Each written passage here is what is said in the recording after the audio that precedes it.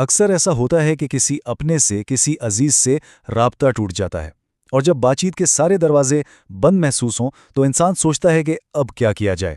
تو آج ہم ایسی ایک صورتحال کے لیے ایک خاص روحانی اور فلکیاتی حل کا جائزہ لیں گے جو اس خاموشی کو توڑنے میں امید ہے مددگار ثابت ہو سکتا ہے۔ چلیے اس کو سمجھتے ہیں۔ تو صورتحال کچھ ایسی ہے کہ کوئی اہم شخص کوئی اپنا میسیجز کو نظر انداز کر رہا ہے یا شاید بالکل ہی بات نہیں کر رہا، اور یہ ایسی کیفیت ہے جو یقیناً بہت تکلیف دہ ہو سکتی ہے۔ اور جب کسی اپنے کی طرف سے ایسی خاموشی ملے نا، یا رابطہ بالکل ہی ختم کر دیا جائے، تو اس کا احساس واقعی بہت پریشان کن ہوتا ہے۔ یہ ایک ایسی بے چینی ہے جو انسان کو اندر سے خالی کر دیتی ہے۔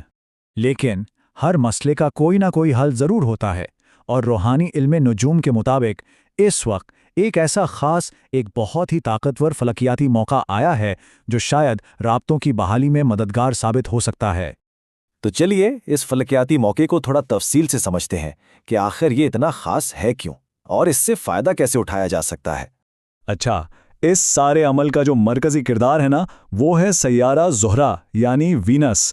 علم نجوم میں زہرہ کو صرف محبت اور خوبصورتی کا سیارہ نہیں کہتے، بلکہ اسے رشتوں میں ہم آہنگی اور تعلقات کی مضبوطی کا سیارہ بھی مانا جاتا ہے۔ تو اب جو چیز اس وقت کو اتنا غیر معمولی بنا رہی ہیں وہ یہ ہے کہ زہرہ اس وقت اپنے ہی گھر میں ہے، یعنی برج ثور میں۔ علم نجوم میں نا ہر سیارے کا ایک اپنا گھر یا برج ہوتا ہے جہاں وہ سب سے زیادہ طاقتور ہوتا ہے۔ تو اس کا مطلب یہ ہوا کہ زہرہ اس وقت اپنی پوری قوت کے ساتھ موجود ہے، اور اس وجہ سے اس کا اثر کئی گنا بڑھ گیا ہے۔ لیکن یہاں ایک بہت اہم بات ہے، یہ جو طاقتور فلکیاتی صورتحال ہے نا، یہ ہمیشہ نہیں رہے گی۔ اس سے فائدہ اٹھانے کا وقت بہت محدود ہے، صرف اور صرف 10 مئی تک۔ اچھا، تو اس سنہری موقع سے فائدہ اٹھانے کے لیے کرنا کیا ہے؟ چلیے اب وہ اس خاص روحانی وظیفے کے مراحل کی طرف بڑھتے ہیں۔ تو یہ عمل جو ہے نا، یہ 4 بالکل واضح سٹیپس پر مشتمل ہے۔ پہلا قدم 10 مئی سے پہلے کوئی بھی جمعے کا دن منتخب کرنا ہے۔ دوسرا، وظیفے کے شروع میں اور آخر میں 14 مرتبہ درود پاک پڑھنا ہے۔ تیسرا اور سب سے اہم، اللہ تعالیٰ کے اسماء مبارک یا وارثو یا حفیظو کا ورد کرنا ہے، یعنی اے ہر شے کے مالک، اے حفاظت فرمانے والے، اور یہ پڑھنا ہے 700 مرتبہ۔ اور پھر آخری چوتھا مرحلہ، اس شخص سے خود رابطہ کرنا۔ ہاں جی، اس عمل کا جو سب سے اہم حصہ ہے، یعنی یا وارثو یا حفیظو کا ورد، اس کی تعداد پر خاص توجہ دینی ہے، پورے 700 مرتبہ، نہ کم نہ زیادہ۔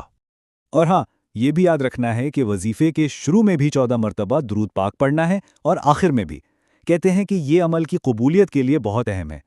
تو جب یہ سارا ورد مکمل ہو جائے تو آخری قدم اٹھانا ہے، یعنی کہ عمل کرنا ہے۔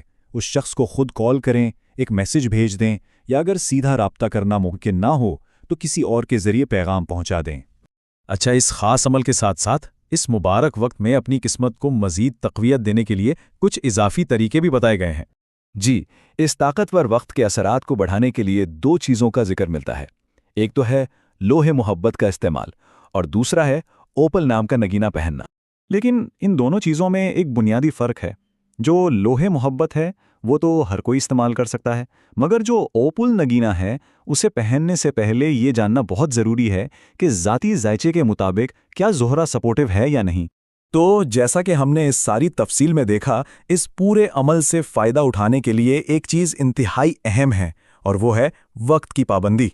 تو ایک بار پھر یاد دلا دوں کہ اس بات کو ذہن میں بٹھا لیں، یہ غیر معمولی اور نایاب فلکیاتی موقع ہمیشہ کے لیے نہیں ہے۔